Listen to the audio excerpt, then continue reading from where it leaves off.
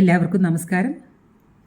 Indian radiological and imaging അസോസിയേഷനും സ്വസ്തി ഫൗണ്ടേഷനും അമ്മയുമായി ചേർന്ന് ബ്രസ്റ്റ് ക്യാൻസർ അവയർനെസ് ക്യാമ്പയിൻ വളരെ മനോഹരമായിട്ടുള്ളൊരു സന്ദേശമാണ് കൊടുക്കുന്നത്. അതിലെനിക്ക് പങ്കെടുക്കാൻ പറ്റിയതിൽ വളരെ സന്തോഷിക്കുന്നു. അതിനെന്നെ സഹായിച്ച എൻ്റെ സുഹൃത്തും ഞങ്ങളുടെ അമ്മ സെക്രട്ടറിയുമായ കുക്കുവിനോട് ഞാൻ നന്ദി പറയുന്നു.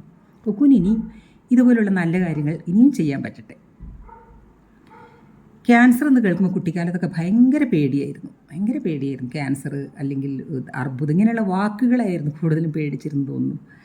പക്ഷേ ഇന്ന് നമുക്കൊക്കെ തിരിച്ചറിവ് വന്നിരിക്കുന്നു. ക്യാൻസറും മറ്റ് അസുഖത്തെ പോലെ തന്നെയാണ്, സുഖപ്പെടുത്താവുന്നതേ ഉള്ളൂ. പക്ഷേ നേരത്തെ കണ്ടെത്തണം. ഇപ്പോൾ കിഡ്നിക്ക് വന്നാൽ, ലിവറിന് വന്നാലൊക്കെ വലിയ അസുഖം തന്നെയല്ലേ. അപ്പോൾ അതുപോലെ തന്നെയാണ് ഒരു അസുഖമാണ് ക്യാൻസറും.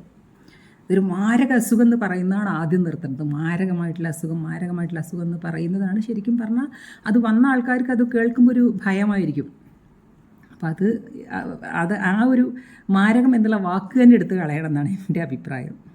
അപ്പോൾ അതിനുള്ളൊരു തിരിച്ചറിവാവട്ടെ. ഇതുപോലെ വരുന്നത് തടയാനും നേരത്തെ തിരിച്ചറിയാനും വന്നവർക്ക് മാനസിക സംഘർഷം കുറയ്ക്കാനുള്ളൊരു അവയർനെസ്സും കൂടിയാവട്ടെ ഇത്. എന്തായാലും ഞാൻ എല്ലാവർക്കും ഒരിക്കൽ കൂടി നന്ദി പറയും.